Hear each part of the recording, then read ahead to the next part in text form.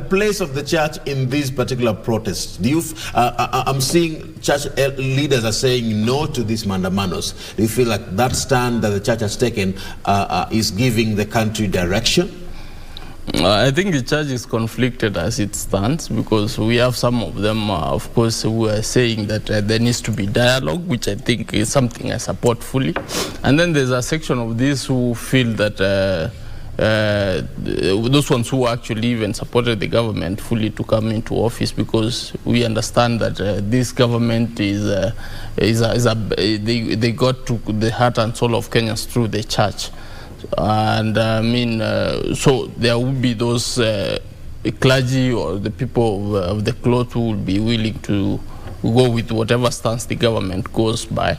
But we have a critical mass of Kenyans who feel that something needs to be solved, something needs to be sorted. So the church is speaking from both sides. If we can be able to have a concrete plan as to how we can bring everybody on board and be able to champion a way forward for Kenyans. It's not the first time that we have been in this crisis, Ram. We, in 2007, 2008, we were having a very difficult global crisis. And then what did the leadership then do? And then we had an election, like we just had a few months ago.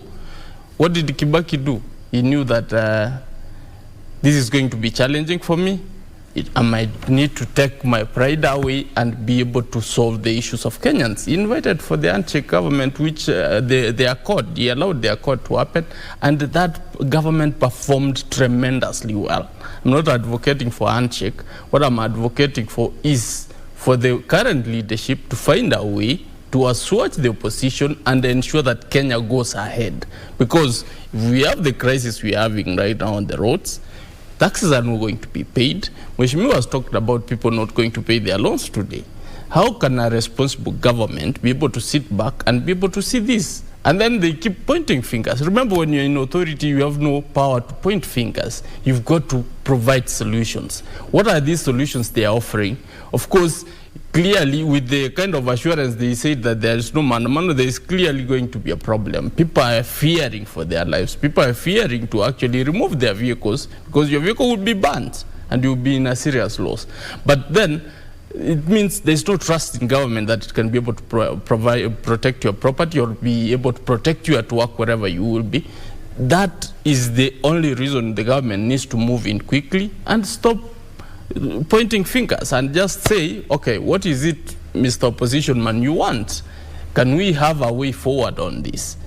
Just on a simple meeting with the opposition or a critical discussion across the country on finding a way forward, like we did in 2007, 2008, and then found a way forward for this country. In 2017, this crisis had started way back in 2017, because some of the fuel crisis has been an ongoing concern. President Uhuru Kenyatta realizes that this is not going to work for me. He does an handshake. We are not asking the current government to seek for an handshake. Nobody is telling them to get one. But let them find a solution. And actually they don't want. Yes. They have been very clear. They need to find whatever solution, yes, a different solution to this crisis, because they are in power to solve a crisis. They are not solving, they are finger pointing, and that is not helping Kenyans. That is where I'm coming from.